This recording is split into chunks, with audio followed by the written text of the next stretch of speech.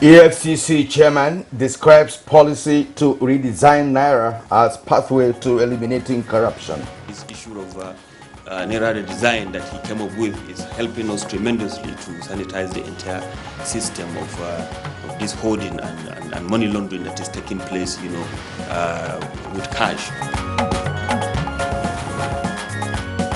Vice President Oshibajo optimistic of more investments from the diaspora. What is left is to create the environment for ensuring that it's easy for them to invest. Security agencies meet representatives of 18 political parties on violence. We have been receiving reports of some state governors who encourage political talks and sub-national security outfits under their control. On Good Morning Nigeria today, our focus is on gastrointestinal diseases.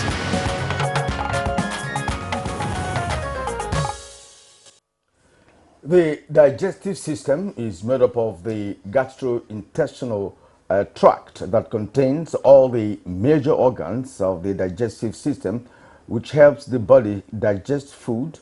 Digestion is also important for breaking down food into nutrients, which our body uses for energy, growth, and cells repair. Well, gastrointestinal ailments are caused by a variety of microbes or germs that can be acquired by consuming contaminated food or beverages, contact with contaminated water, infected animals, or their environment, or even contact with persons who are already infected themselves. In the U.S., for instance, the National Institute of Diabetes, Digestive and Kidney Diseases indicates that somewhere between 60 million and 70 million Americans suffer from gastrointestinal problems, leading to nearly 250,000 deaths each year in that region of the world. In Nigeria, a study from the northern part of the country made available to the public some time ago indicated that among persons admitted into the emergency unit of the Ahmadu Bello University Teaching Hospital over a period of 4 years, as high as 20.5%, that's to say at least 1/5 of them had gastrointestinal diseases or disorders, which of course may be higher in other regions of the country.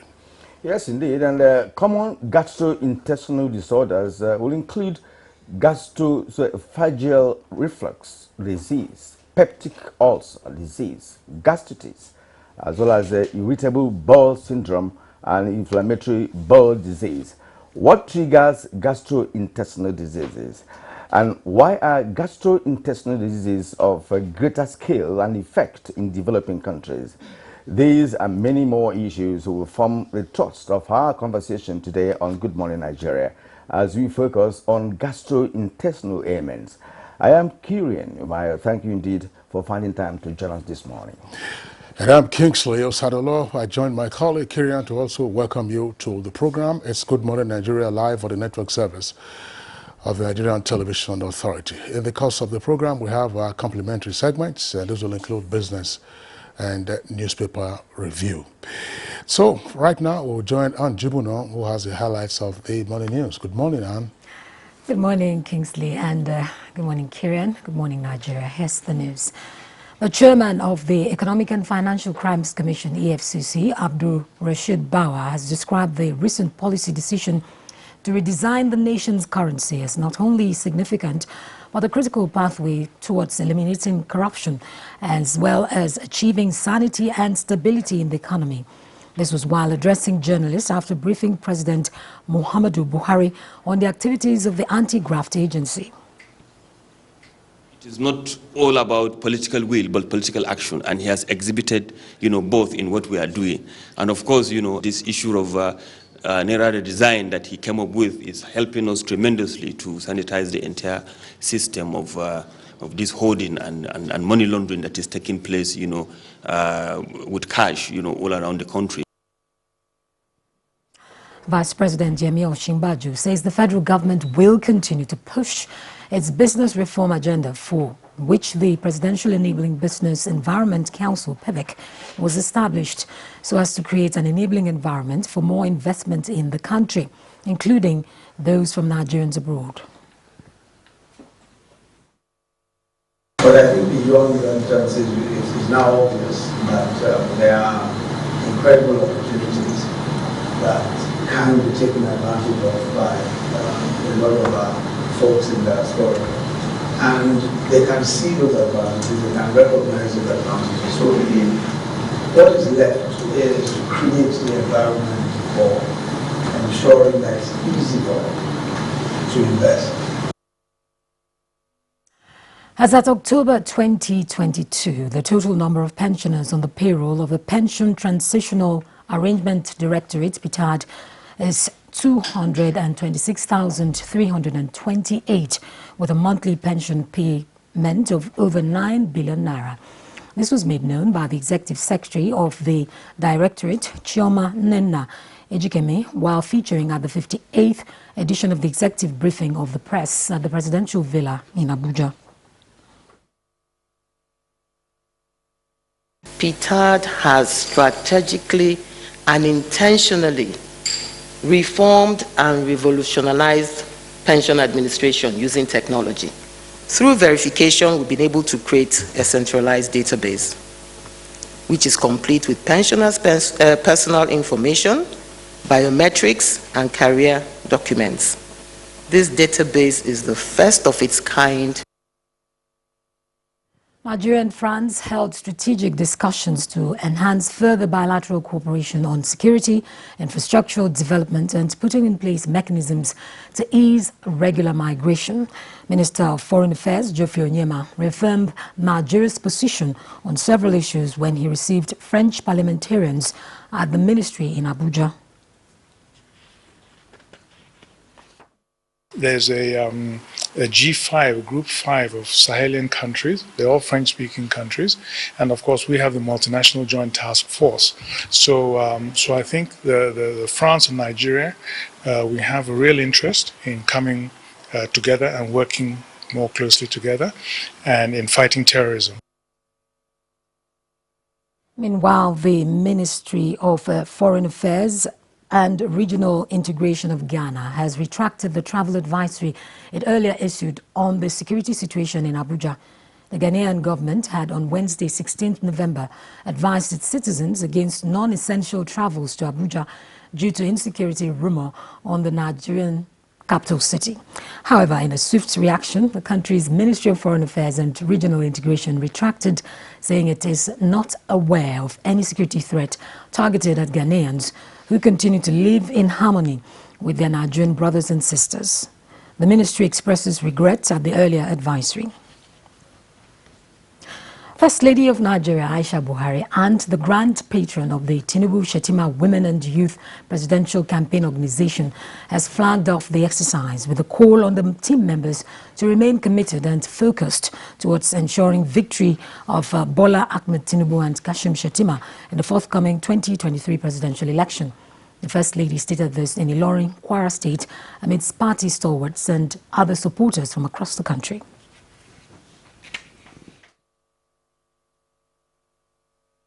The Women and Youth Presidential Campaign Committee has become a movement and proved to be the game changer, leading to door-to-door campaign and victory for the APC at the presidential election 2015.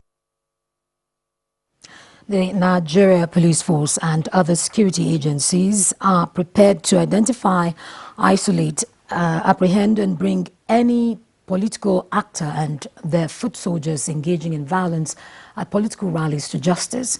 Inspector General of Police Usman Alkali Baba stated this at a meeting with representatives of the 18 political parties at the force headquarters, Abuja.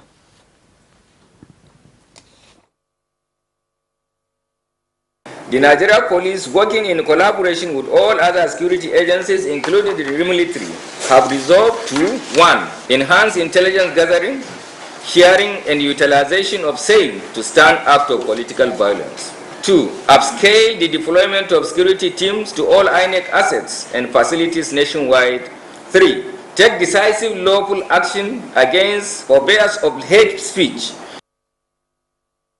A report just reaching us indicates that President Muhammadu Buhari today approved the immediate removal of the Director General of the National Youth Service Corps (NYSC), Brigadier General M.K. Fada, from office.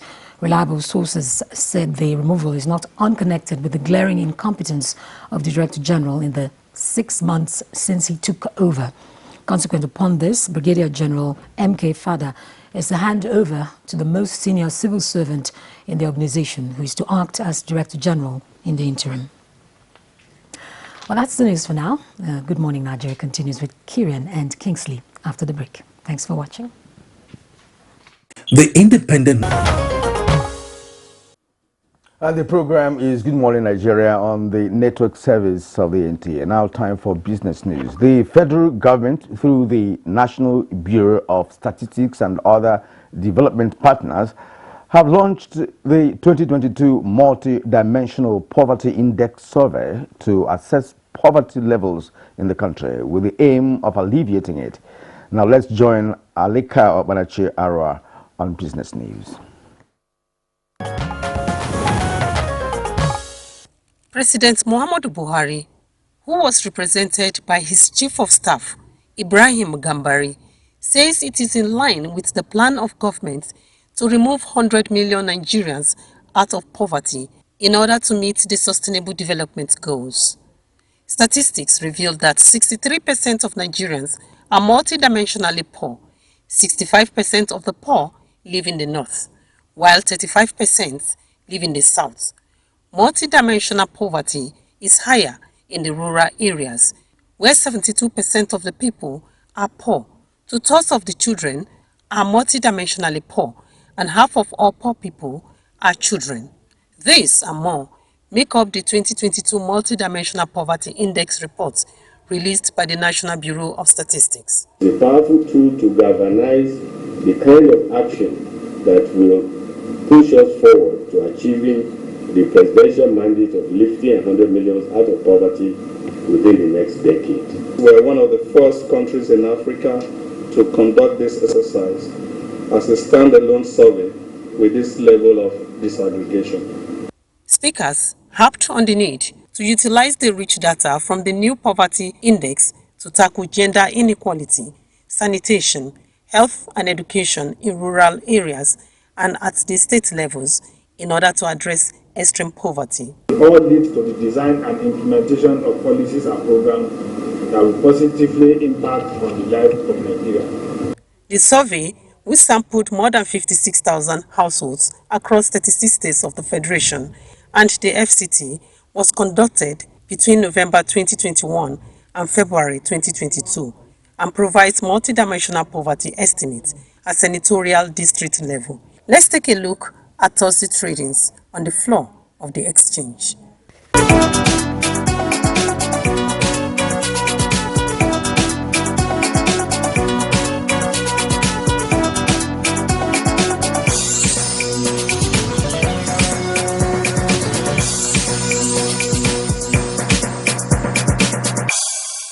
With business news, Alika Obanachi Arwa. Many thanks, Alika Okpanachi Arwa, for the business package and Good Morning Nigeria. Coming up next, newspaper review.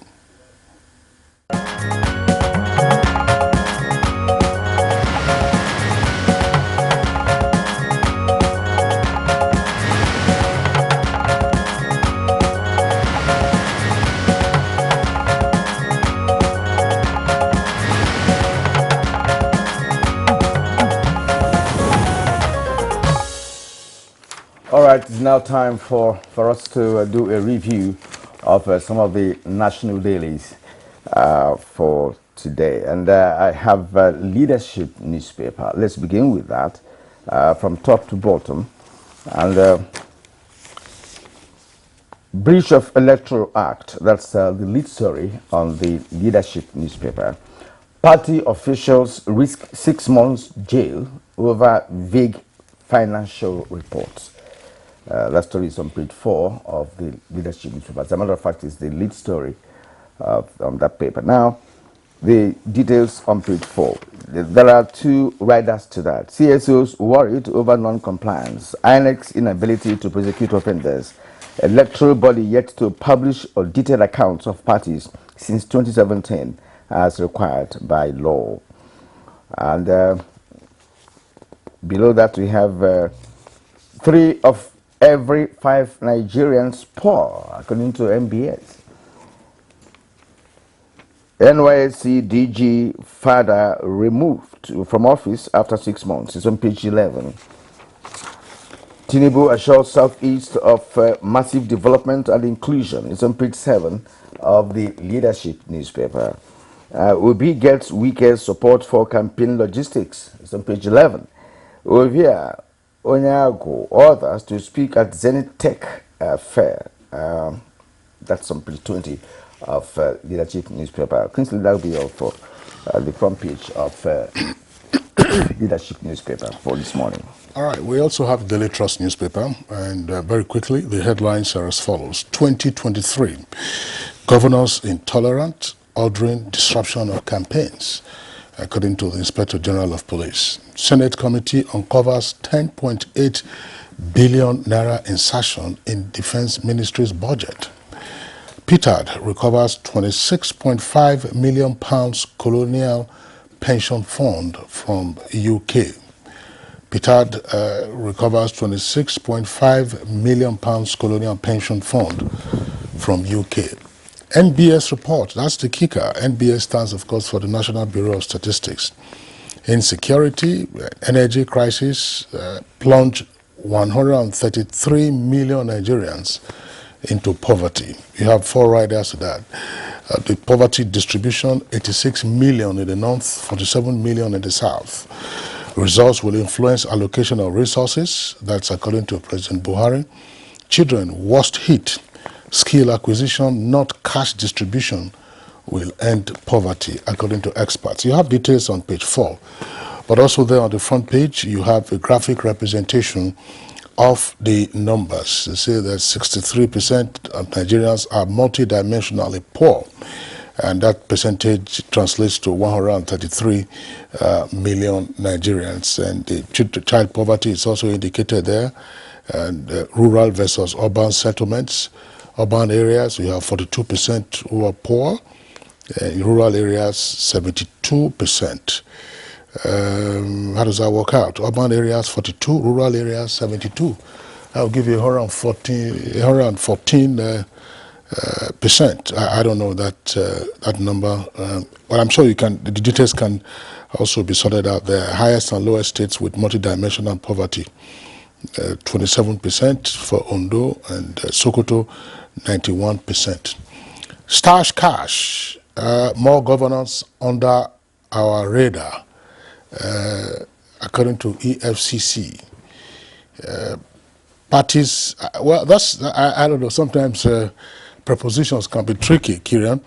It says stash cash, more governance under our radar, EFCC. If they are under your radar, it means you are not seeing them. That's of course, yes. If they're under your radar, that's to say that your radar is not seeing them. If they're on your radar, yes, that's right. That means you're. So that proposition there, I guess, of course, is one of those printers devils. More governors under our radar. No, if they are beneath your radar, then that means that you're not capturing them. All right. Parties fielded only 10.1% women candidates. That's according to a report. Details on page 30. Bandits killed Chief Imam. Again, that's the devil is pretty active this morning on the front page of Daily Trust. Chief Imam instead of Chief Imam, and 2 farmers in Sokoto. That's a sad story there. Bandits killed Chief Imam. That should be the correct rendering. And 2 farmers in Sokoto. Details on page 6. Kieran. All right, I'm really disturbed about the statistics, being read out, by NBS lately with respect to level of poverty in Nigeria. They say it's increasing, from all indications, right? And I always wonder, how correct are statistics in the first place? How authentic, could one rely? How authentic are such reports? I'm sure there have carried out, survey professionally, and again to come up with this. But Nigerians will be questioning, because it's a staggering number, in terms of increase in poverty rate or level in Nigeria.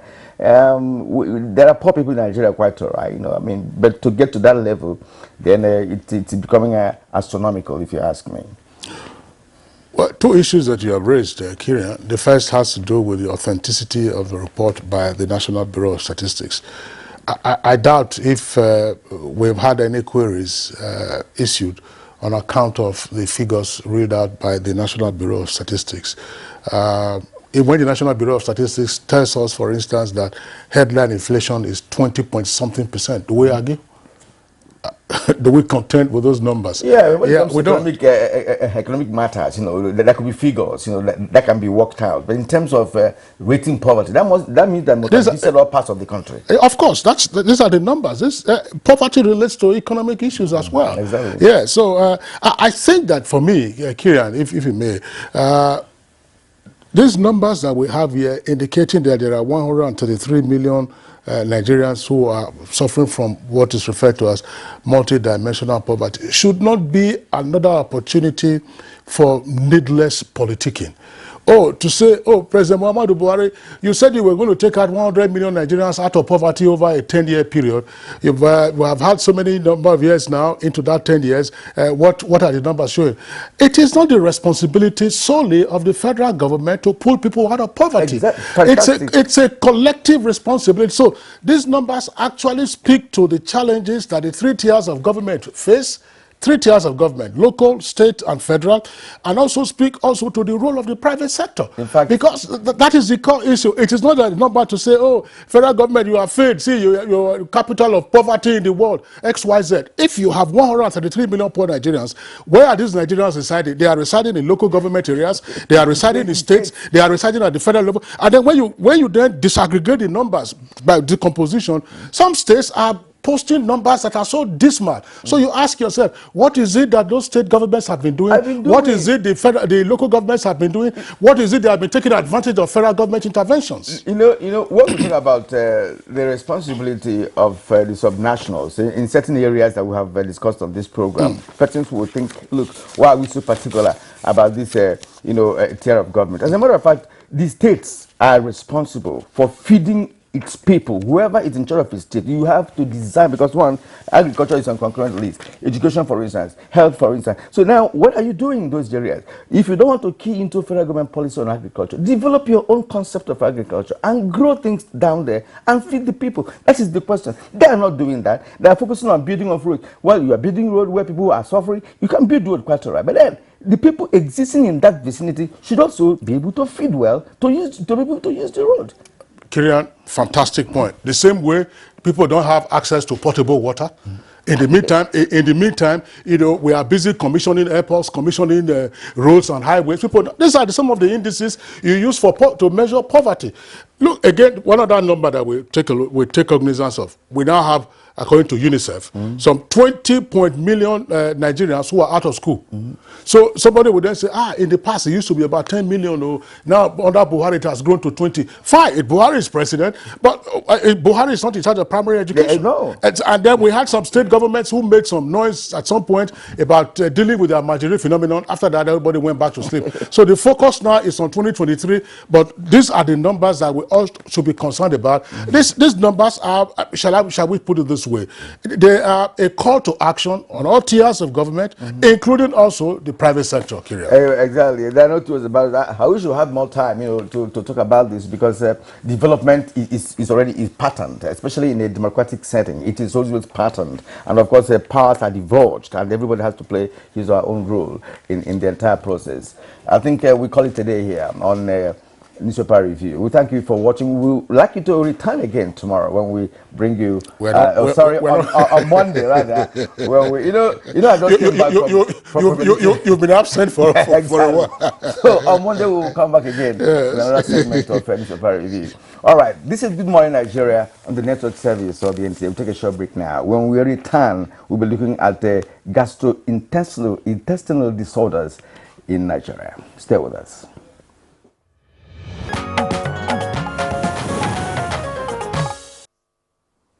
And to discuss the gastrointestinal diseases, first let me introduce in our studio here Dr. Ibrahim Wada. Dr. Ibrahim Wada is the founder and chief executive officer of NISA Medical Group. We're glad to have you, sir. You're welcome. Thank you. Good morning, Nigeria. All right. And Dr. Austin Osemeka. Dr. Austin Osemeka is the gastroenterologist. I hope I got that correctly. Yes. Gastroenterologist. Yes. All right. Okay. You're also a specialist. I'm from Charlotte, North Carolina, USA. Yes. It's good to have you with us in the studio. Thank you very much, and good morning, Nigeria. All right. Also here with us in the studios is Dr. Billian Otere, an internal medicine physician from Canada, but living in Texas in the U.S. Dr. Otere, we're glad to have you on the program this morning. Thank you. Good to be here. So we'd like to also welcome Dr. Iwodalo Mofuma, who is the chief surgeon at NISA Medical Group. Dr. Mofuma, good morning and welcome to the program. Thank you very much. Good morning, Nigeria. All right. Okay. You know, I'm so concerned about today's topic, you know, because it's like it's multidimensional, you know, in terms of its characteristics, you know, because I've learned that it has gastroesophageal reflux, the chronic diarrhea, chronic constipation, gastroenteritis, ulcers, and hemorrhoids. You know, we need to to have a definition for all this, for Nigerians to understand what is a gastrointestinal problem. And I would like to begin with Dr. Wada. Thank you very much. Good morning again, Nigeria. I'm a gynecologist, well known in this part of the world, so I'm going to leave the tricky ones to the specialists. But I need to emphasize that to even be alive, we have to eat, we need air, and the intestinal pipe is a critical part of our being. People say you are what you eat, but it's the intestinal tract, gastrointestinal tract that you use. So it's critical that it's healthy, and I'm glad I have experts from the US, local here, and Dr. Otari, who will give us the more details. My contribution here is that they are here from yonder. They were here before with us, they trained here, now they've relocated abroad. And I know the burn to come home to add value to the healthcare system here. I know that Billian has a network, which I hope will grow. That will be a platform to channel Nigeria's energy abroad in various aspects of medicine back home. The main issue being qualitative care, saving lives, and making sure that there are options for many of our people way back home. So from brain drain to brain gain. Correct. And I think that's the main thing here to add. There's also a third leg, brain drain, brain gain. We've also heard from officials of the Diaspora Commission what is referred to as brain circulation. Yes. Like that. So gain could be, well, of course, you relocate fully. Circulation would be, you come around, like blood circulation. Very complex subject matter in biology in those days. Yeah. Blood circulation, you needed to study it from head to toe. But let me come to Dr. Austin Osemeka. As Dr. Ibrahim Wada has indicated, if you are a living thing, you must eat. Yes. And particularly for us as mammals, we must eat to be alive. Yes.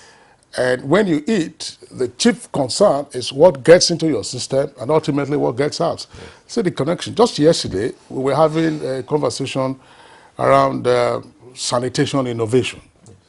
And some of the poor hygiene habits that we tend to have. So for this morning, tell us from an expert point of view, as if you use the big words, what we ingest and how it gets through our system and then makes us what we are or what we are not. Let's begin with Dr. Osemeka. Thank you very much. This is so important in the sense that most of us in Nigeria have quite common communicable diseases that are diarrheal diseases. So when you talk about what you eat, it is important to define exactly how that process goes through. Anything you eat will get into the stomach. A lot of people refer to this as the stomach, but that's really not the stomach. There's a bag inside that is the stomach itself, and the first stages of digestion starts in the stomach because the stomach does contain acid. So there's acid poured on the food that you've eaten, and that's broken down. Bacteria is also taken care of. The small intestine is actually where you start your absorption of the digested food. So it's important to look at it from digestion, absorption, and then expulsion. The large intestine is responsible for the removal of the feces that we see. So if you look at it, there can be pathology in digestion, which is breaking down of the food. There can be pathology in absorption of the food. And there can also be pathology in expulsion. So that is a very simplistic way of putting it, so that you understand that if you take absorption, for example, if you have problems with the small intestine, with absorption, then you're going to lose weight because you're not getting the nutrients that you've already that you have already broken down. If you have problems with expulsion, that's where constipation comes in because you're not able to expel. And we'll look at the diseases that affect the large intestine. But more importantly, we tend to forget that the digestive system also includes other organs, the liver, the pancreas, and other supporting systems, the neuroendocrine, or what we consider as the nervous system of the digestive tract. So in a nutshell, and to make it very simple, we also have to think in terms of the liver, because the liver is responsible for detoxification, that is breaking down any toxins that you may have taken. And in Nigeria today, you realize that hepatitis B is endemic, and that's also part of the digestive disease that we tend to take care of. Thank you. Okay, now let's get to Dr. Billian Oteri. Let's get your own perspective, because what we're driving at is a situation where Nigerians will begin to understand, why we are deliberating on this topic this morning. Because as all pointed out, we eat on daily basis, and of course, when you mentioned about digestion, absorption, expulsion, that is quite a process. So let's get your own perspective to the definition of gastrointestinal disorders. Thank you so much again. Good morning, Nigeria, and it's really great to be here. So from the internal medicine point of view, the gastrointestinal health is critical. We have to screen from 45 years old. Just like doctor said, it's very, very important because we consume food, we consume a lot of things, and it's it's just like a mechanic, like a car, driving a car. If you don't service that car, it's going to break down. So if you are consuming all that food and you're not thinking of, let me look and see, is anything wrong down there? Something is going to definitely go wrong. So that's why we screen. So the screening part, you don't have to be sick for you to actually screen for your gastroenterologist's health. He's done all the introduction part of it, so I'm just going to I'm talking about the importance of it and the biggest importance of screening, because that screening will protect you from cancer, different type of cancer. It protects you from different type of diseases as the result of complication of the GI health. So it's very critical, and that's why we want Nigerians to know that as we think about eating all those yummy food that we have in Nigeria, our screening of our GI health is very, very important, and that must be done if you want to stay GI healthy from age 45. Okay, thanks, Dr. Oteri. We'll get into issues around screening later, but for the purposes of our audience having a better understanding of these issues, because it's almost so elementary that when you eat, I mean, you want to go on living as a human being, but we do know that there are challenges also with eating.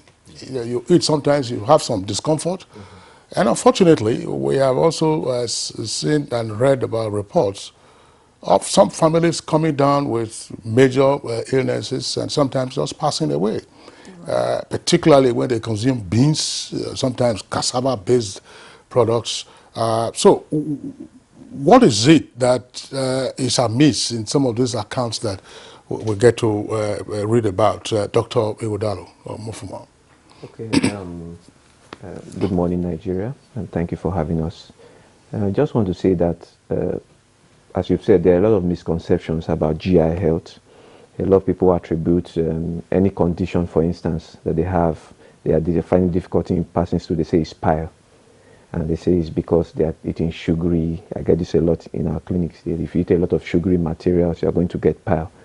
They are not aware of other symptoms. In fact, they're not aware of GI symptoms. They just, most of the things that bring them to us, alarm symptoms. Either they are vomiting seriously, or they are passing a lot of watery stool, or they see blood in their stool or something like that. Those are the symptoms that bring them to us. However, GI health is we want to tackle it at a more primary level, where people come first of all to the hospital for checkups, and checkups include GI screening, which experts here have talked about. Then diagnosis.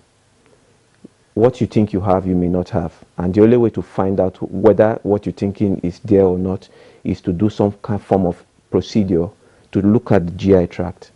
You can put, he's a gastroenterologist, I also do endoscopy in NISA Premier. So we'll take some instruments, we'll put it into the GI tract. We'll look at it from the mouth down to the small intestines, and we'll look at the problems that arise. Sometimes the patient is not even aware that they don't have symptoms, but they're not aware that something is actually happening on the inside. The same thing in the colon.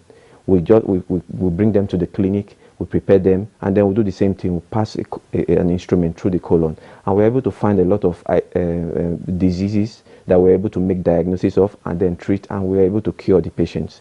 So that's one takeaway we want our people to have, that apart from what they feel that is the problem with them, there are other things that they may not be aware of. So the best way to know whether what you're thinking is correct or not is to come to the experts, let them take a look at you. If you are fine, we'll give you a clean bill of health. But if there's a problem, that can be tackled as soon as it's necessary. Okay, gentleman and lady, before I return to Dr. Wada, let me go back to Dr. Osemeka. Let us be more specific now, because gastrointestinal disease are just not one. Yes.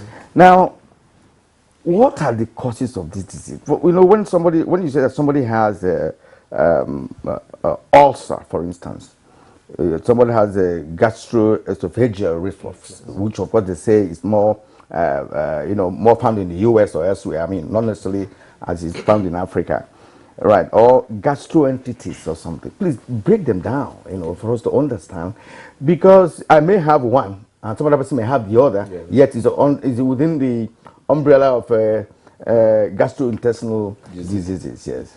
Thank you very much. Let me first of all remove the misconception that certain diseases of the digestive tract are common abroad, and that we Nigerians or we in Africa don't have them. If you don't make a diagnosis, then it doesn't exist. But as we continue to see our people in clinics and things like that, we're beginning to find that the disparity is not that much, especially when it comes to disease of the digestive tract. So I'm going to start with let's start from the mouth, because that's the entry point. Diseases can occur in the mouth, which most of the time the dentist and the ENT people can take care of. Then you get to what's called the esophagus. Let's call it the food pipe. That's the highway through your mouth into your stomach. Diseases can occur in this particular tube, which is transporting food from your mouth into your stomach. And that can include gastroesophageal reflux disease. What does that mean? In layman's term, it's just food and acid coming from the stomach back into the highway, which is the esophagus. And that damages the esophagus because the esophagus doesn't like acid. So that's where the word acid comes from. So reflux means return to sender. And in this case, you're returning both the food as well as acid that is already produced in the stomach. So that will give you irritation. You can have what we call retrosternal pain, pain around your midsection up here. And this can occur at night, can occur anytime. And this condition can also lead to narrowing of your esophagus. That's when you start having difficulty swallowing. So difficulty swallowing can be another disease that you can find in the esophagus. Okay? So if you understand these two processes, that gastroesophageal reflux disease is return of the food contents in the stomach back into your esophagus, and that the sequelae or the consequences of that could mean ulcers in your esophagus, narrowing of your esophagus, and eventually cancer of the esophagus. So I want you to look at it from that spectrum. Just a mild acid reflux over a period of time can cause ulcers in the esophagus, and then you lead to narrowing and possibly cancer of the esophagus. It is well known that cancer of the esophagus is one of the growing cancers in the Western world, but it can occur in any community as long as the acid reflux has been long enough to create that situation.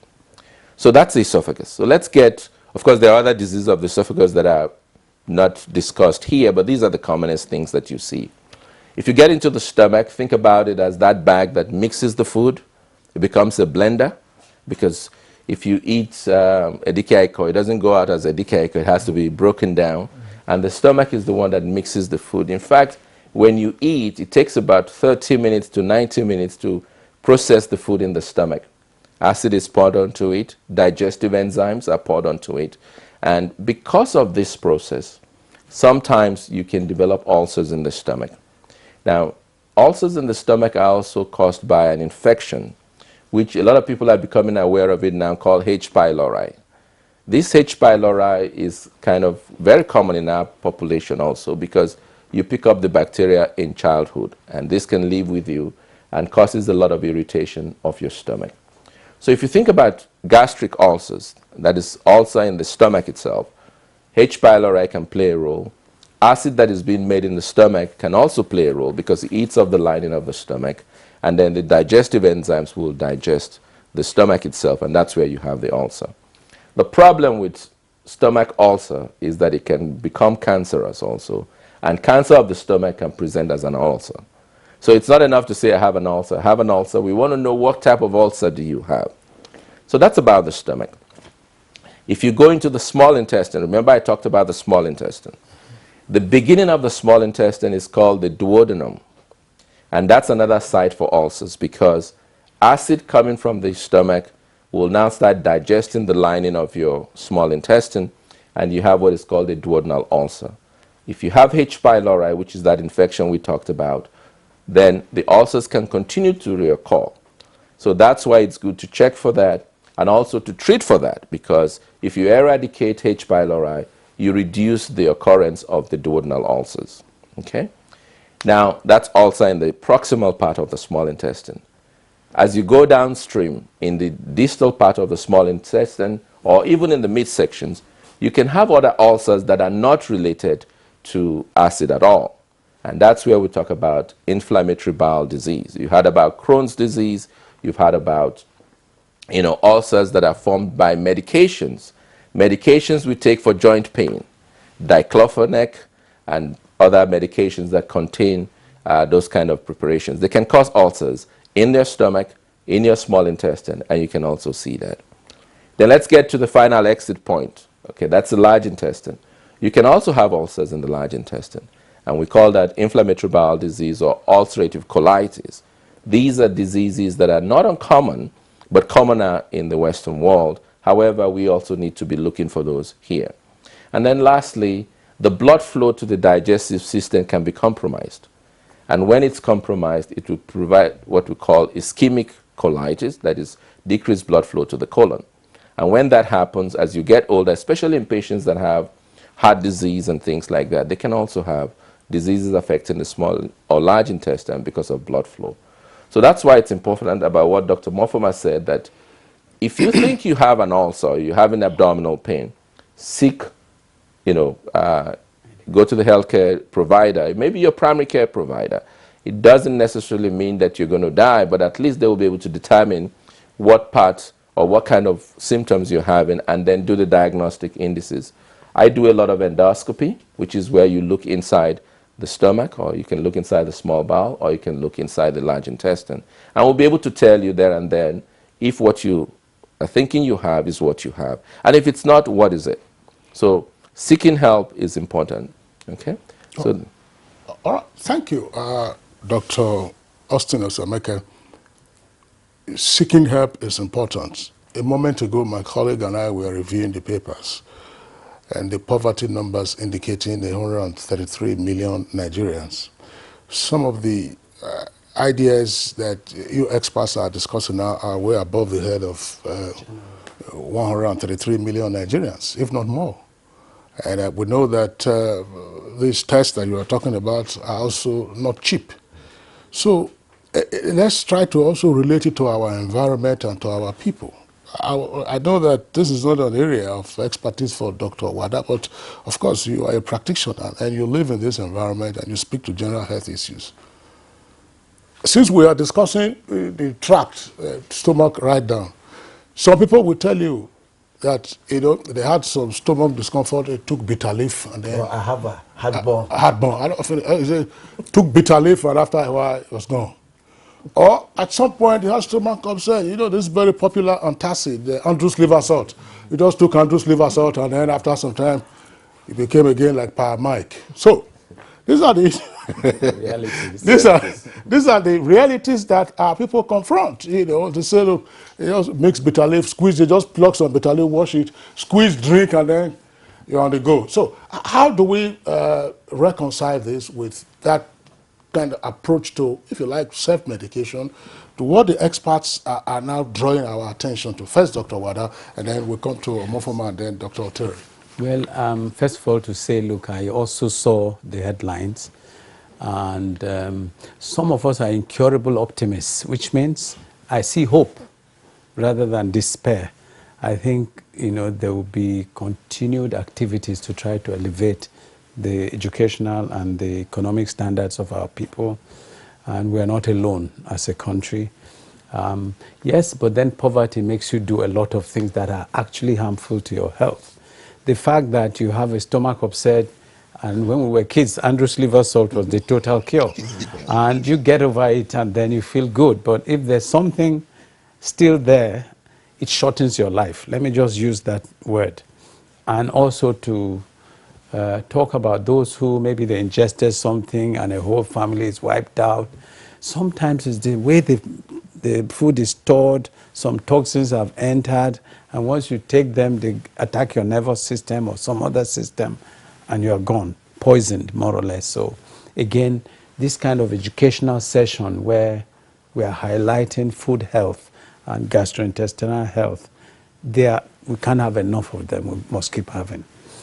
And then coming back to those who are classed as poor and may just be listening to this and saying, oh, I'm never going to benefit from this. My message is this: you will. Why? I'm very, very grateful that we have a healthcare situation in this country today, following the National Health Insurance Authority, that ultimately every Nigerian will be covered. So you never really have to have money in your pocket to go seek help. Am I good? Am I okay? We owe it to one another. We must be our brother's keeper. To me, that's what health insurance means. So I see hope in that light, but that hope is not today. And that's why I want to comment. Yes, these experts have come from far to join their counterpart at home. The major push is how they can bring their knowledge home at a much more affordable cost or price than if you were to go out of the country to seek the same quality of care. So relatively speaking, you get abroad, back in your home country, at a much, much lower cost, and can save your life because the expertise is such that they can detect things using the right environment, the right instruments that are not commonly detected here, that may even save a life. So I want to rest it there by saying, I see hope in our difficulties and not despair. Nor can we afford to look with despair. We must find courage and hope to tackle our own issues. Thank you. Dr. Mofomo. Because, I mean, he says that, yes, what you think is giving you temporary relief by ingesting, let's say, drinking bitter leaf, is going to be probably a challenge to your health, to the individual's health, if not life. So, how do we frame this as a message to the audience? Because it's a common thing. I mean, in the past, when you used to see all kinds of signboards of native doctors who would cure all kinds of ailments, and I'm sure they still hawk those combinations. Now you have single doses of medicine. Some of them will even add, I mentioned antacid, that's Andrew's liver acid, I mentioned bitter leaf. Others will also tell you capsule. You know, what is in the capsule, they don't know, but tell us. Yes. Okay, thank you very much. It's a very important point we try to make to our patients when we see them. A lot of people not necessarily cannot afford care, at least the care that is already available. But there's a lot of misconception, there's a lot of misinformation, and there's a lot of ignorance about the role of healthcare in prolonging and preserving life. So we tell people a lot that try your possible best. Then another thing that people listen to people they shouldn't be listening to. They listen to people who have had ailments that they think is similar to theirs, and then it puts them off course. By the time they come to us, they are willing to spend the money you think they don't have to cure themselves of an ailment that is already advanced. It's already at a stage where anywhere you take them to in this world, it's not going to be curable. You can only treat to extend life a little bit, but you cannot cure them. So the first thing I'll say is, for those who can, especially for those who can afford, who necessarily do not come to seek the kind of quality and kind of care they need, should come to the centers, especially like ours or others in Abuja and all over the country, where the experts are available to look at you, look at what is wrong with you, and then determine what is the next step to make the diagnosis and then to make treatments that will possibly be life-saving. So we do not lose hope. We continually advocate. Healthcare starts at the preventive level, and that is where our focus is. So it's not just to treat you when you have an advanced disease, it's to make the diagnosis when it's early, when you can afford the care, where you can cure yourself, and where your life can be extended for you to be around for yourself and for your family and for the community. So that's our message to Nigerians. As a matter of fact, the point or the question about my colleague is quite germane to this conversation, you know, because when something happens to you, that means you have experience of that.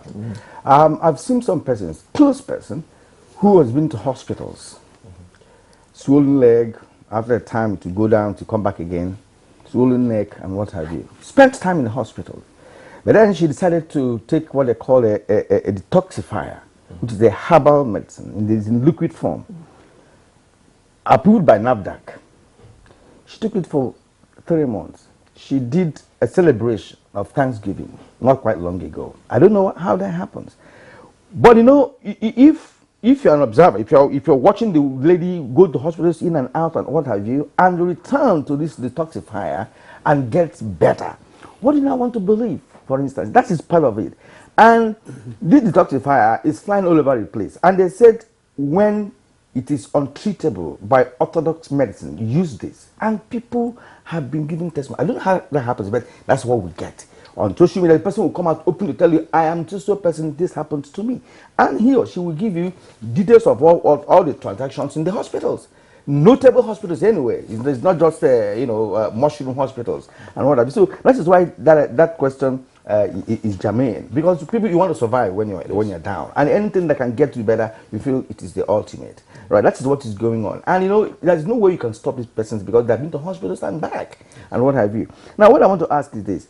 Does this gastrointestinal disease caused by the kind of food that we take, if you say that some of them are common or prevalent in some parts of the world, does it mean that such occurs as a result of the type of food that we take?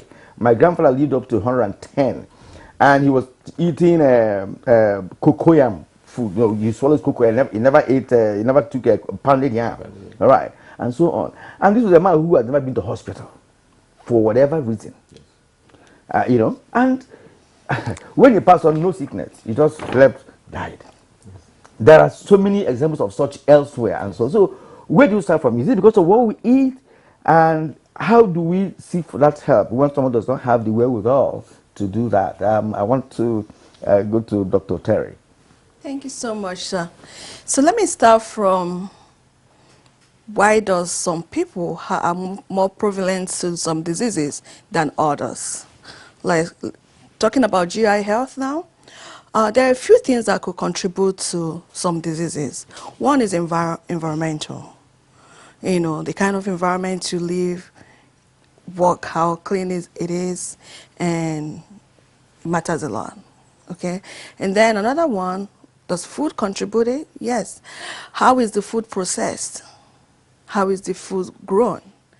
Like in the United States, you know, we've come to where a lot of people are diving more into organic food. But then the question will be, and the reason is because they believe that this organic food are healthier, which is true, but how organic are those foods? Now, bring it back home. What are we eating? How is our food grown? Some food are grown. When I'm talking about food, I'm also talking about the animals that we eat, that we consume. How are they grown? Are they grown with natural products, or are they grown with hormones? Because all of that will now contribute how our body will process it. Now, another area that I'm going to look at is the genetics. You know, we from different part of the world kind of have some little different genetic makeup of our cells. Now, how does our cells process those things that we take in, both from breathing, both from eating? See, that's why your father will live for maybe 105 years, you said, and 110. 110. Yeah. And you said he ate cocoyam. Cocoyam. He didn't eat yam. Cocoyam, he pounded for him. Exactly. Almost on daily basis. Absolutely. He didn't take pounded yam. He Right. didn't take cassava like what tapioca or something. I mean, he was so selective about what he was eating. Is that what you are Right. eating now? Are we now, the question is, are we going to condemn cassava and are we going to condemn yam? No, we cannot. Everything has to be in moderation. My problem with us Nigerians, like I grew up here, I went to school, primary school, secondary school in Enugu, and we ate vegetables all the time. Like we ate green, you know, my mom on Sundays will have rice and she will have a whole vegetable beside it. I will be crying. Was you going to Kenyatta Market or Kenyatta Market, Artisan? exactly, yes. Yeah, we lived in Enugu. So it was Kenyatta Market that was closer to us. And we'll be crying. We would be crying like we thought it was punishment giving us these vegetables. But that kept us healthy. So I said to Nigerians, go back. See the food that we're bringing from abroad and from like Dubai and South Africa, and they are not the healthiest for us. The healthiest food is that cocoyam that you mentioned. The healthiest food is that ugu and green and like those natural food that are grown. You know, we used to go to the village. I'm from Enugu, Ogu local government, Mako. Okay, Mako, yeah. Yes. He's a chief from Enugu. Yeah, that's I know good. Makumbo. And, Yeah, I'm from Mako, yeah. Great. So we used to go to the village, and I used to love to go to the farm with my grandmother. And I remember, as a matter of fact, whenever I visit, I love to go to those places. But the hills and all that, like, it's a challenge, and, you know. But I love to go there because then you see the natural oranges, the natural mangoes, like the natural fruit. And they taste like nothing that we see in North America. So I'll say to Nigerians, go back to where we started. You're healthier with those food that we used to eat. Because when you eat all these other foods that our body don't know, it messes up our genetics. It messes up our hormones. And then our thyroid is going to start to yell. Okay, now, one, we're not going for medical checkup.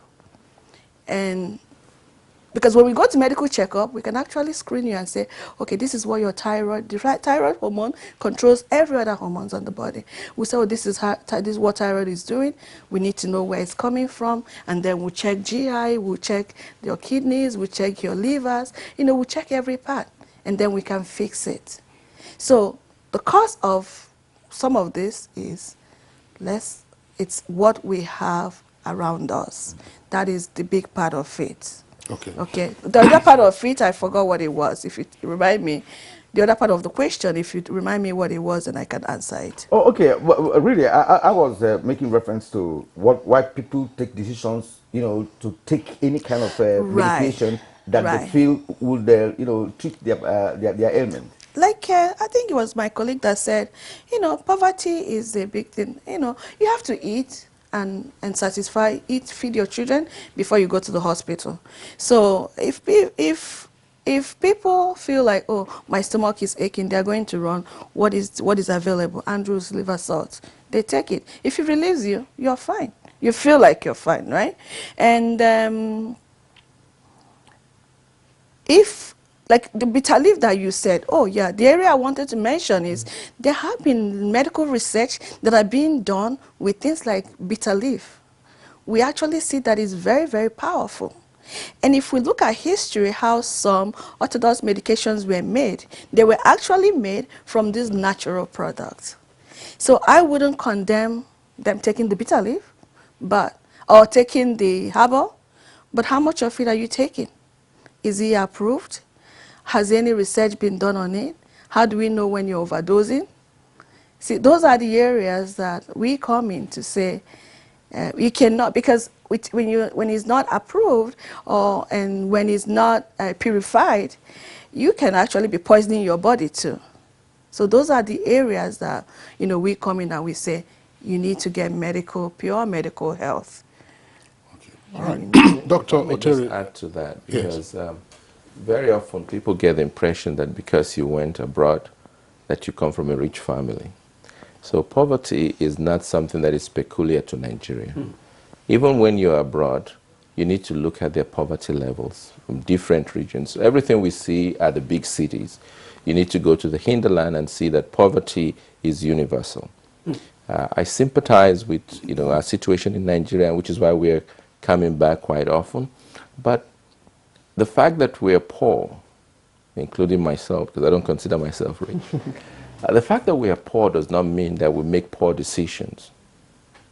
And the important thing that we have to note is that, yes, if I can't afford to go to the hospital at this time and I want to try some remedies, over-the-counter remedies, what duration of time do you try this? Do you continue using Epsom salt forever for 1 year and it's not going away? You should know that this is not working. So the fact, again, that you're poor does not mean we make poor decisions, because poor decisions are not only for poor people. I mean, we have rich folks that can afford it but still don't go because they believe they can treat themselves at home. So that's number one. Number two, the use of, we call it over-the-counter medications, the capsule that you talked about, the medication that cured the swelling on the leg, that when the doctors can't cure it, we can cure it. It's important to know that you should watch and listen carefully to the label. If you read the label, it cures everything. And any drug that cures everything cures nothing. That's the problem with that, yeah. You have to be very careful about it. But can you get results from certain things that you do? Let's look at it this way. You do realize that a lot of drugs are manufactured from plants. So when your grandfather was eating the cocoyam, who knows what is in that cocoyam that was helping him? Were there the vitamins? How many of us get the prescribed dose of vitamins that we're supposed to get? So he may not have gone to the hospital, but he was replenishing his vitamin stores. Right. Okay? We don't know what chemicals are in that cocoyam if they've been studied. That a particular species. exactly, and because cocoyams. if you look at the history of drugs, let's go to like the Amazon basin. Even the hard drug, digoxin, comes from a plant. And that plant makes that chemical so that animals cannot eat it. It shocks your heart. And that's how they discovered that. So herbal medications are not, what I will condemn, but I will say be careful, read the label, try to seek help, show your doctor what you're taking so that we can advise you if you should continue taking it. A lot of them probably won't do anything, but they may just be supplements. And those supplements can help your digestive system, because remember, everything that you eat and absorb comes through the digestive system. So that's my addition to it. The important thing is The fact that we're poor should not make us make poor decisions. Right. If it's too long, seek help. Thanks a lot, Dr. Nosemeka. I mean, it appears to me that part of the way of also renaming our conversation is to say maintaining gastrointestinal health. Yes. Correct. All right, okay. I want to also again come back to our local environment so that our people have a better understanding. We have seen the floods, and annually now with the floods also come waterborne diseases, exactly. More particularly cholera. So everybody will know that cholera, it starts with stooling and vomiting and fever and all that. So I want the experts to explain this. Cholera, diarrhea, gastroenteritis, and food poisoning. These are some of the terms that we are more familiar with. So what are the similarities? What are the differences? I take them again. Cholera, diarrhea, food poisoning, gastroenteritis. Beginning again with Dr. Thank you very much. And that is so important because I talked about communicable diseases, and even in children, the main thing you will find about the digestive system is that once there's an infection in the digestive system, especially in the small intestine, you have diarrhea because it blocks the absorption of the fluid, and that's why you get dehydrated, and that's why you die. It's not because of just like the cholera or the virus that attacks you. It's the fact that it does block the absorption of water, and you need water in your body. So if you lose a large amount of water, you become weak, and eventually your systems will fail. Okay? So a lot of these communicable diseases, or these diseases that affect the digestive system producing diarrhea, all act in a similar way. It's very common, I hear people say, I have malaria, typhoid. And I wonder how the two combinations. After treating the malaria and then it doesn't work. So that's something, but you know, not to make light of it, it is important because they're not feeling better. That's why they are going, they have fevers, they've treated the malaria, it's not working, then it must be typhoid. And the only way you will know is if you do some either stool test or you do some blood test. That is why if you try and it's not working, seek help. But all those diseases you mentioned are going to produce diarrhea. And the simple way is just that you block the absorption of water. When you block the absorption of water, you block the absorption of salt also. And everything comes out. That's why you have those large volumes of bowel movements that you have. I won't go into the pathology of how that happens, but we've known and it's been studied that once you have something like cholera, the Vibrio cholera produces toxins that blocks the absorption of this water, and then you continue having diarrhea until you pass out. All right. One aspect of what you explained now that is giving me concern is that of malaria, typhoid. When somebody says, look, I've been to hospital, I'm treating malaria and typhoid, I will keep wondering, why should you two attack it at the same time? We know that malaria is the cause of mosquitoes, yes, right? But typhoid could be something else. I mean, it could be dirty or whatever it is. But I recall vividly during the reign of Dr. Olukare Samputi as the Minister of Health in Nigeria, and he said something about typhoid fever. He was against the fact that typhoid fever existed then. You know, he was saying that it's such a disease you get from Latin American areas. He did the proper explanation of typhoid then, you know. And I have to go with him, you know, because I have never had that before. I mean, I've never had typhoid before. Well, I have with malaria. And anybody who says have typhoid, I said, go and be sure, because they take a lot of antibiotics, you know, to fight typhoid. Okay, let's just, by the way. Now, how life-threatening is gastrointestinal diseases, Dr. Wada? Thank you very much. I think one of the most life-threatening periods of our life is in childhood.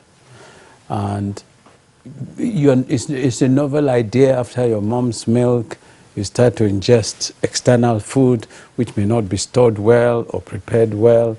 And unfortunately, you react to it the way Dr. Stemeka has just explained, that there's inflammation in the wall, you cannot take water in to use for your body, and then, so vomiting, diarrhea It's a very common reason for childhood mortality, especially in the infant period, as you are trying to adjust to this new world, new environment. So, you know, pediatricians all over the country and even the sub-region are always meeting to understand what can be done, and that's where you hear of all this oral hydration for those who cannot go to hospital. But here to save the life is the mother who is bringing up the child needs to take the child to a hospital for the proper diagnosis of why. Is it even malaria? True malaria can cause gastroenteritis in a child, not to talk of viruses, not to talk of bacteria that are in their foods. So, and as you grow older, you get more used to the environment. It's less common, but equally dangerous. So self-medication is one of the reasons why people get too weak by the time they get to the hospital, because you need, 80% of us is water, clear water. So the more you lose, the less possible to reverse the trend of dying and getting permanent organ damage like your kidneys and so on. So that's my approach, that it's dangerous. You need to go early. You know, of course, prevention with how foods are kept, how foods are prepared is critical to this.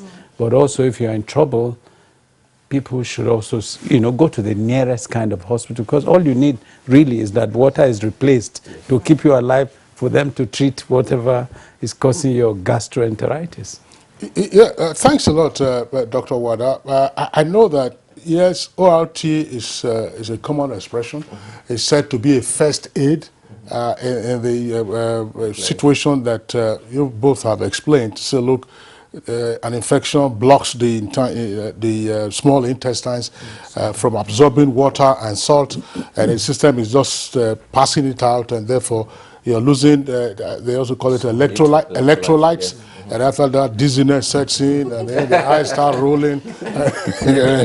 And so when they say, look, ORT, you have the dosage, sugar, salt, and water, and then you shake it and begin to sip for a while. That's fine. But again, for our people, because the issue came up, I was happy that Dr. Semeka mentioned this. He said, look, I've never heard of malaria typhoid. But you know, it's a common thing. You go to some of our clinics, I'm not saying hospitals, and we want to run a series of tests. Wider tests sometimes is part of it. Wider, that's to say, testing for typhoid, if they're the system. So, again, typhoid, gastroenteritis, food poisoning, cholera, and diarrhea. What are the symptoms, and what should be the response of the individual, or and even an untrained caregiver? I mean, if anyone in your family at night begins to experience this, and before you go to a professional center, what should you do? What are the things that you see that you should tick off and say, look, the alarm bells are ringing? Let's start again with Dr. Ighodalo Mofuma. Okay, thank you very much once again. The key symptoms that someone would have if they have any of these infections of the gastrointestinal tract with diarrhea, which spans across bacterial infections, viral infections, and even some inflammatory conditions. Number one is almost all, if at all, will have diarrhea, passage of large amount of watery stool. So not just once, repeatedly. They keep passing watery stool. They come from 30 minutes, 45 minutes, they go to the toilet again, pass a large amount of watery stool. They come back, 30 minutes again, they are back there. We may be associated usually with cramps. They have a lot of cramps in their tummy, which is usually because of the irritation of the small intestine. Some of them may also be vomiting at the same time. So you may be vomiting and they may be passing watery stool. Now, with some particular infections like typhoid, there may be passage of blood in stool, or sometimes also passage of mucus in the stool associated with the diarrhea. And then if it's a bacterial infection like typhoid, there will also be fever. With typhoid particularly, they have a very terrible headache. So they have terrible headache associated with fever, passage of watery stool, which sometimes may be bloody, and passage of mucus in stool. So usually when you that's why it's good to go to a clinician who will ask you what symptoms you are having, before maybe lab tests can be done, which include blood tests, which includes stool tests. Before the results are out, based on your symptoms, they have an idea of what is causing the infection, and then begin, first of all, to resuscitate. The major reason you need to go to the hospital, apart from treating the cause of the diarrhea, is to prevent you from dying. If you lose all the fluid in your body, your blood is not circulating properly, your organs begin to die of lack of oxygen, and that's what usually causes death. So you need to be rehydrated as soon as possible. That's the first thing. Sometimes the body is able to clear the infection by itself, even without treatment. But in cases where it is required, then specific treatments are given. So these are some of the things that we should watch out for. And then in situations like you mentioned about the recent flooding, where there's a breakdown of public infrastructure, there's lack of drinking water, people do not have access to water to drink water, or water to wash and to preserve their food items, then there is usually a community outbreak of these illnesses. But if not in this setting, then in places where they have low socioeconomic status, where we have a lot of poor people living in crowded conditions, and then hygiene is poor, they are prone to having all these kind of illnesses. So those are the people to watch out for when it comes to outbreak of diseases like this. All right, thank you, Dr. Mofuma. You're watching Good Morning Nigeria and NTA Network Service. And of course, our topic is the gastrointestinal diseases. Of course, we all eat. And if we do, of course, you should expect one or two disorders. And today we are discussing how to handle such disorders when they occur. We'll take a short break now. When we come back, we'll continue with the conversation. We face. All right, we thank you for staying with us on Good Morning Nigeria. And now let's continue the conversation. And I'd like to ask our guests whether gastrointestinal diseases can be treated at primary healthcare level. Is it a possibility? And of course, we would like to know so the most common gastrointestinal diseases in Nigeria. Okay. Let's start with Dr. Yes, thank you very much. That is a very important question in the sense that before you get to the secondary or the tertiary centers, the primary healthcare centers should be able to handle diseases like this. Remember, we talked about this group of diseases causing water loss, electrolyte loss, as well as salt loss. If the patient is already vomiting, no matter how you try to do your ORT, it's going to be difficult because he's not keeping anything down. So at the healthcare centers, if they have the ability to at least put an IV line and give some infusion, that would help a lot. So we have to make sure that some of these health centers have the ability to do that. Okay, so that's one. The second thing that we also do is the fact that they're going to the healthcare centers, we can also have the opportunity to do some blood tests on them. Okay, the reason you want to do that is to see that is this patient already having organ failure. We'll check the kidney test especially if possible, and then refer to the appropriate place. But if you can set up an IV line, you're going to save that patient. What's the IV line, please? Okay, that's intravenous drip, what you call a drip here. So you went to the hospital and they put drip for a body that drip, is, yes. Because if you don't do it early, their veins collapse. And then it becomes very difficult for the nurse or the healthcare aide that is there to be able to find a vein to put that intravenous into. So as soon as they come in, if they're vomiting, please let's find that, put a drip, and let's just have that going on. If they're not vomiting, then replace orally as much as they're going, because what will happen is that if they're able to keep those down, especially the oral replacement therapy, they will still get some of the electrolytes back. And like Dr. Mofuma said, some of these diseases can be self-limiting. Okay? And of course, I'm hoping that at the healthcare centers, there will be the ability of a physician to assess such a patient. But minor gastroenteritis, where the patient comes in there, they should have oral replacement therapy. The same thing happens at home.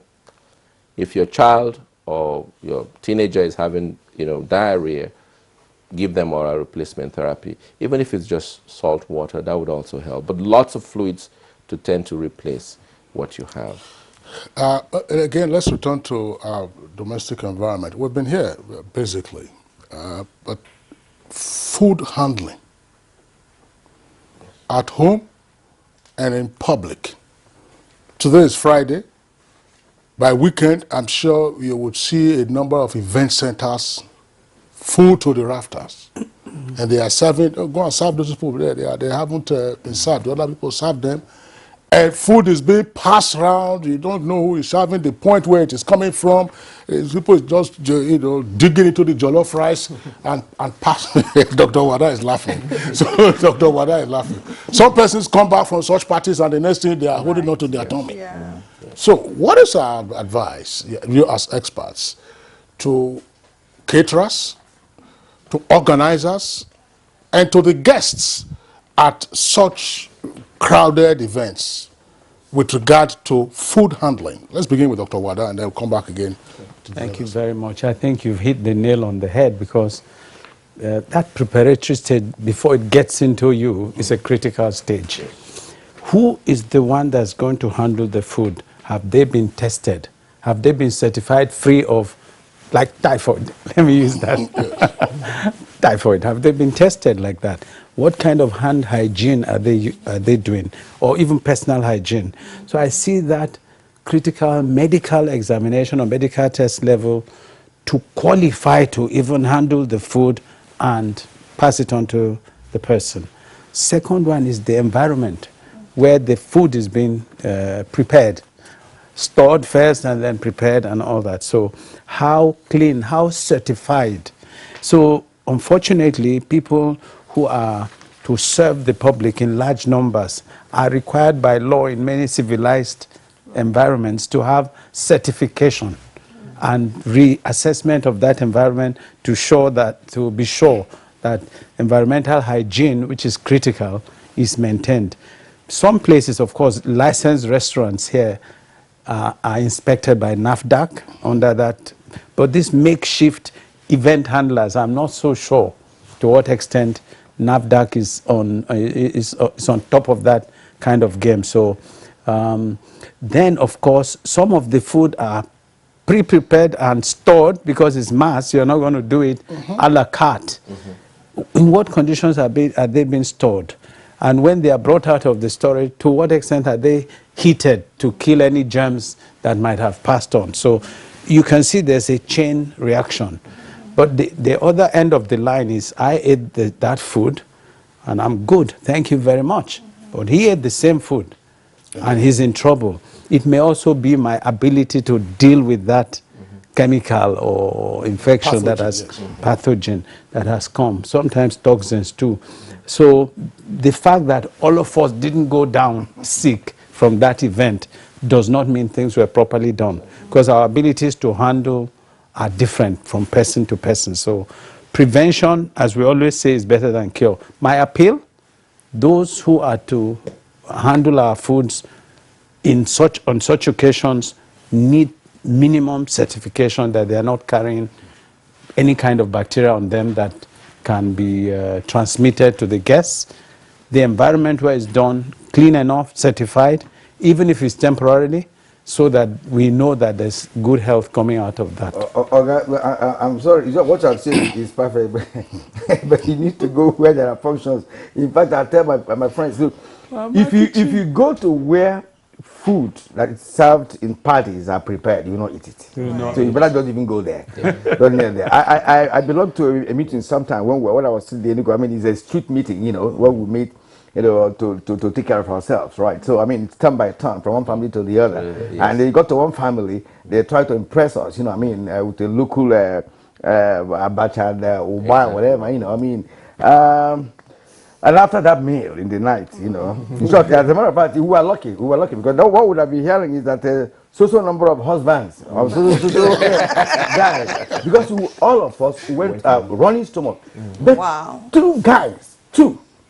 Oh no! They didn't react to that. Yeah. So that's the threshold. Exactly. So I asked one of them the next day. So what happened? How come? Because for 3 days I didn't go to work because I was like I did party before now. So when you see me that I was like So he said that any time he eats outside his house, that he will take raw. What do you call it? oil, what do you call it? Honey? Crude oil. Okay. Crude oil. That you take a shot of crude oil. I don't know who gave him that idea, but he said, "Why he So does?" his stomach becomes a I refinery. don't know. So he never had that problem. He didn't suffer, and all that. So that is why I just want to make that reference. Now, why do we have several worms? Yes. Tapeworm, ringworm, and many more. Right. The roundworm. Roundworm. So are these part of this gastrointestinal, disease? What role does worms play in the stomach? Because I learned that they're always there. Whether I like it or not, it will not be. So what is the nexus, between this worm attack with the gastrointestinal disease? Okay. Yes, worms as well as other parasites can be actually ingested in food. So we are going back to the quality of food and the type of food. Now, for parasites like this, most of them will come from ingestion of animal products. Although you can get some from plants, but most of them from animal products. And so a lot of animals are intermediate hosts, that they carry parasites along part of their life cycle. And so when those animals are ingested, when they are poorly prepared, when they are not well cooked, you can take in the parasite or the early forms of those parasites. Now, when they get into the digestive tract, they now release their spores into the body. They can cause diseases in the gastrointestinal tract. They can actually, from the gastrointestinal tract, spread into other organs in the body, like the liver, for instance.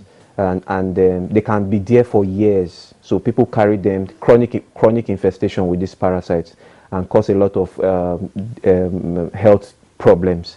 So the first line to prevent infestations or infections with parasites or worms, as is more widely known, is number one is food hygiene. How are the animals being reared? Under what conditions? How are they being fed? Are they being treated? If they are known to carry some disease, are they being treated by the veterinarians? And then, if, for instance, for whatever reason they get to the market and you buy such kind of products, how do you prepare them? We always advise that people should cook their animal products. Dr. Mofuma, I'm not cutting you short. Yes. Just for you to continue. Growing up, I learned about deworming. Yes. Right. After some time, you say deworm the child or something. So yes. Is it a regular practice? Or because do human beings come with their own worms naturally, or is just something we took in from the animals, as you pointed out? No, most of these infestations are acquired. You're not born with them. So it's not a routine. It's not a routine that everybody must be dewormed at particular times. However, if you know in a community that there's an outbreak of certain kind of worms, then you can give the deworming agents at community levels. However, most of the time we prescribe is when we are suspicious, or we found that or we've done some tests like stool tests, and we found out that you are carrying parasites, then worms are given. We do not advocate that you just deworm sporadic or to the entire population. It's not necessary. Okay. So you select those that are at risk, and then most of them medication, just one dose or 1 or 2 doses, and it's able to clear the worms from their system. I haven't seen this product, its advertisement for many years. I don't know whether it's still in the market. We're talking about deworming. They used to advertise compound trade many years ago, or decades I should say, for treating worm infestation in children. While we're talking about food hygiene, that's the handling of food, it's common knowledge, but I want the experts to also additionally speak to this. Handling of fruits, eating of fruits raw. I mean, it's a basic advice that, look, when you get a fruit, wash it thoroughly before eating. People tend to practice that, but I find an exception. When you are carrying kola nut and bitter kola, nobody washes the kola nut before eating. Once you just serve it, you just break it, everybody breaks, then the next one, quacka. So what should be done in that case?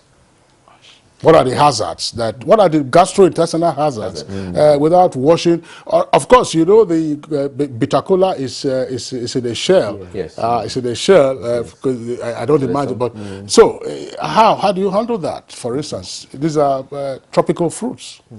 Well, let me take that question, because it's important that even these should be washed with the shell before you peel off the shell on the kola nut. Okay? And the reason for that is because we as humans shed eggs of these parasites in our stool. So let's take the food handler you talked about. One of the things they can do is to make sure that while you're preparing for food, or even if it's just serving kola nuts, you've just gone to the bathroom and you came out and you did not wash your hands. You can be rest assured that there will, because you wiped, there will be parasites, eggs, or early forms of it on your fingers and things like that. So hand hygiene is extremely important. Remember, even when COVID came, washing your hands, and it's not just washing and you leave. We're actually told abroad that you have to wash for 2 minutes. By singing happy birthday to you. Exactly. So COVID showed us that, that you have to wash and all that. And then for us, we also have to be careful. I'm Yes. throwing this in so that you the experts, can amplify it or otherwise contradict it. It's not just sufficient, I'm giving this to Kirian, or I just touched something. Yes. And I say, Kirian, take. Yes.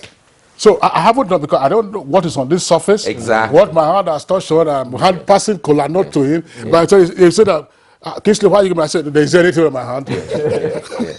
So it's important that the hand hygiene be done. That's one. The second thing that's important also is the amount of the inoculum. What we call inoculum is the amount of the parasites that you're ingesting. Okay, because the first defense you have is your stomach, remember? The stomach is making acid. So if it's a life form, the stomach will probably burn that life form. But the eggs, the spores and things like that are not denatured in the stomach, so they now travel into the small intestine, and that's where they germinate. No, well, it's only God that is saving us. When it comes to no, but you've got to save yourself also. Because when it comes to serving in public, like kola nut or garden eggs and all of that, perhaps they might have been washed, but the mother will carry it from another kilometer, and nobody will. In fact, it's God saving us. But my granddad would say, those days, yes. Yeah, so I want to add that this should be everybody's responsibility, from who is serving to who is eating. Everybody, there should be some sort of making it compulsory to have a bowl of water and soap around, or hand sanitizer. That way, I don't know how possible that would be. But that's my recommendation. Of course, that's the educational part of possible in an environment. I mean, because you go to markets, you go to places where people eat and what have you. How about we make it as an individual to just carry hand sanitizer in our purses? Okay, that's interesting. Because it's cheaper for us to prevent the disease before it occurs. Perfect. One would say, look, if you want to eat cola nut or bitter cola, for instance, if you add the one they call alligator pepper, the one also and that one has the it will kill off all the parasites on this. And what have you. To make a point though, the family that you went to, and that's where education is very important. Right. Education, because no family wants to be the one to make other husbands sick. So if they understand that they're going to be catering for this group of people, they should make special effort to say, well, we're going to prepare the food in a place that at least is hygienic. We're going to make sure that whoever is serving, wash your hands. If it's an Igbo family, kwakai, and things like that. It is very important that the families, that the public understands that these are diseases that can be prevented, completely prevented. Same thing with worms also. You can, prevent those. What is the role of palm oil in easing intestinal or stomach disorder or discomfort? Well, someone just sent a message that her grandmother used to do that. If you have a stomach upset, she'll give you a little of palm oil, and of course the thing will subside, and you feel you're better. The next thing you go about play football. Exactly. So those are more for my. Is it? It takes too much palm oil. Okay. So to speak to that particularly, I think palm oil it's one of the things we use to detoxify patients who are exposed to harmful, not just food that is infested with bacteria but even toxic chemicals, because it tends to bind to those toxins within the gastrointestinal tract and prevent them from being absorbed into the system. So how did those old people know this? They didn't go to school. You don't. But there's also charcoal. Yes, That's activated exactly. charcoal. There's also charcoal yes, as a exactly. detoxification stuff. Same thing. Yes. All right. Very quickly, let's come to this because we started off. Dr. Wada started off by saying, "Look, we have 2 Nigerians who trained here, went out, and are now interested in coming back, brain gain." They also talked about brain circulation. Yes. Tell us something. How is this working out, Dr. Terry? Thank you so much. So we have a program that we have developed, and our visit is actually our first test ground for it, and it's called Network for Medical Skill Transfer to Africa, starting from Nigeria. So that's NEMSTA.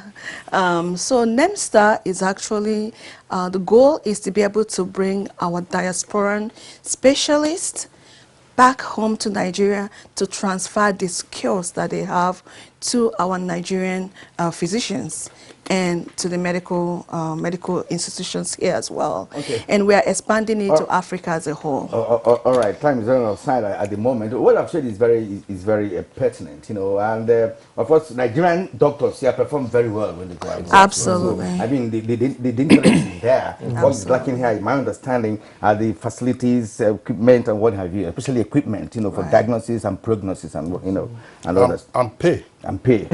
All right, now, at this point, I would like to conclude this edition of Good Morning Nigeria by appreciating Dr. Ibrahim Wada, founder and chief executive officer of NISA Medical Group. Thank you, Doc, for always being with us. Thank you. Whenever we call on you. Thank you. Dr. Austin Osemeka, gastroenterologist, oh God. Specialist is from Charlotte, North Carolina, USA. You're welcome back home. And thank you for being here with us this morning. Dr. Belian Oteri, an Enugu product, internal medicine physician from Canada that lives in Texas, USA. It's been wonderful having you this morning. It's been awesome to be here. Thank you. Enugu product connected to Delta. Yes. Dr. Iodalo Osenele Omofuma, we also like to appreciate you. The chief surgeon, NISA Medical Group. Thank you for being here with us. Thank you very much. All right, now let's take some foreign tidbits before we call it a day. Commuters in London. Democrats Nancy Pelosi, the first woman to wield the Speaker's gavel in the U.S. House of Representatives, said on Thursday that she will step down as party leader when Republicans take control of the chamber in January. The 82-year-old Pelosi's departure from party leadership marks the end of an era in Washington and comes after Republicans secured a slim House majority in last week's midterm elections. Democratic President Joe Biden hailed Pelosi as a fierce defender of democracy and the most consequential House Speaker in U.S. history. Former President Barack Obama also hailed the woman he called one of the most accomplished legislators in American history. Elected to Congress in 1987, Pelosi became Speaker in 2007, the first and so far only woman ever to hold the powerful post. Known for keeping a tight grip on party ranks, she presided over both impeachments of Trump during her second stint in the role. The Democratic Republic of Congo deployed 2 warplanes against advancing M23 militants on Thursday in the country's volatile east after a regional bloc called for rebels to disarm. Tanks and 2 fighter jets targeted rebel positions in the town of Kibumba at noon, said local news sources. The M23 fighters recently captured the town in North Kivu province, which lies just 20 kilometers north of Goma, a commercial hub of 1 million people. The retaliation by Congolese forces comes after the M23 has been pushing closer towards Goma, sparking fears of an attack on the city. Drawn mostly from Congolese Tutsis, the rebel group has recently captured swaths of territory across North Kivu. The advance has triggered a humanitarian crisis and a showdown with Rwanda, which the DRC accuses of backing the M23. Thousands of people marched against the M23 in protests held across the country on Thursday, including more than 15,000 in the capital, Kinshasa. Commuters in London. We apologize for that intrusion, but that's it for us on Good Morning Nigeria today, and indeed for the week. Enjoy your weekend and join us again on Monday, same time, 7 o'clock in the morning for a fresh package. Look after yourselves. I'm Kingston.